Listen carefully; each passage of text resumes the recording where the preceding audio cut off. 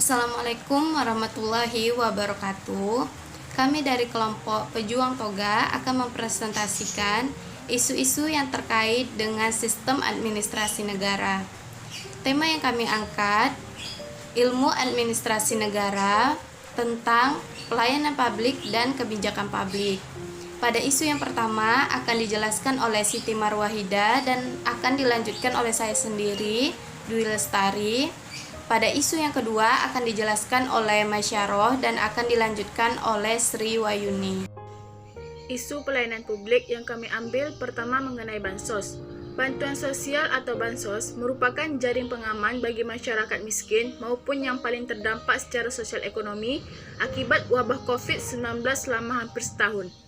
Tapi, sampai saat ini masih banyak keluhan masyarakat mengenai penyaluran bansos COVID-19. Yang pertama yaitu lambatnya pencairan dana karena proses prosedur. Terkadang orang yang bersangkutan yang mendapatkan bantuan sedang sakit atau ada juga yang kerja, sedangkan informasi pengambilan bansos didapatkan secara mendadak, sehingga seperti orang yang bekerja tidak bisa mengambil secara langsung. Juga anggota keluarga yang dalam satu kakak yang ingin mewakili tetapi tidak bisa karena proses yang rumit. Kedua yaitu penerima bansos yang tidak tepat sasaran. Masih banyaknya orang yang mampu bahkan perekonomiannya menengah ke atas menerima bansos, sedangkan orang atau keluarga yang benar-benar tidak mampu malah ada yang tidak mendapatkan bansos, sehingga penerima bansos tidak tepat sasaran kepada masyarakat yang membutuhkan. Baik, saya akan melanjutkan isu mengenai keluhan masyarakat perihal penyaluran bansos COVID-19. Yang ketiga, bantuan dana yang diterima jumlahnya kurang dari yang seharusnya. Terdapat beberapa keluhan masyarakat yang mendapatkan dana kurang dari yang seharusnya. Dan ada masyarakat yang langsung mengeluh adanya potongan dana yang diterima. Berdasarkan informasi dari masyarakat, potongan tersebut dikatakan sebagai biaya administrasi oleh petugas yang membagikan dana tersebut. Sehingga berbeda dengan dana yang langsung diterima atau dikirimkan melalui rekening, sehingga diterima secara utuh atau tidak ada potongan sama sekali. Yang keempat, validasi data yang tidak akurat. Penerima bansos yang masih keluar padahal orang yang bersangkutan sudah meninggal dunia. Seharusnya bansos tersebut sudah dipindahkan atau digantikan kepada ahli waris atau kepada keluarga yang lebih membutuhkan dan memenuhi syarat.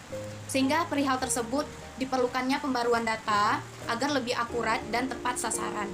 Baiklah, kali ini saya akan mengangkat isu kebijakan publik mengenai dampak COVID terhadap pembelajaran di perguruan tinggi. Pemerintah dalam mengantisipasi COVID-19, maka pemerintah mengambil langkah dengan melakukan kuliah daring atau dalam jaringan, sehingga mahasiswa bisa kuliah tanpa harus tatap muka atau ke kampus. Sejak diberlakukannya kuliah daring, jadi sangat mempengaruhi keefektivitas mahasiswa dalam proses kegiatan belajar mengajar atau disingkat dengan KBM, yang memiliki dampak negatif, yaitu antara lain 1. Kuliah daring ini mahasiswa banyak mengalami kurangnya konsentrasi belajar karena faktor lingkungan belajarnya yang berzona nyaman seperti di kamar kos atau rumah yang menciptakan atmosfer kenyamanan yang cenderung membuat mahasiswa lebih memilih untuk bersantai atau tidur. Sedangkan yang kedua yaitu pembelajaran daring masih membingungkan bagi mahasiswa. Sejak diberlakukannya pembelajaran daring, banyak mahasiswa yang mengeluhkan banyaknya tugas diberikan sehingga membuat pembelajaran menjadi tidak efektif. Dan yang ketiga, mahasiswa menjadi pasif, kurang kreatif, dan kurang produktif. Pada realitanya, masih banyak pendidik yang memiliki pemahaman bahwa belajar merupakan transmisi pengetahuan kepada mahasiswa menjadi pasif, kurang kreatif, dan produktif dalam mengembangkan potensi belajarnya. Saya akan melanjutkan membahas isu dampak COVID-19 pada pembelajaran di perguruan tinggi. Yang ketiga, penumpukan informasi atau konsep pada mahasiswa kurang bermanfaat. Pemahaman terhadap konsep sangat mempengaruhi sikap, keputusan, dan cara-cara memecahkan masalah.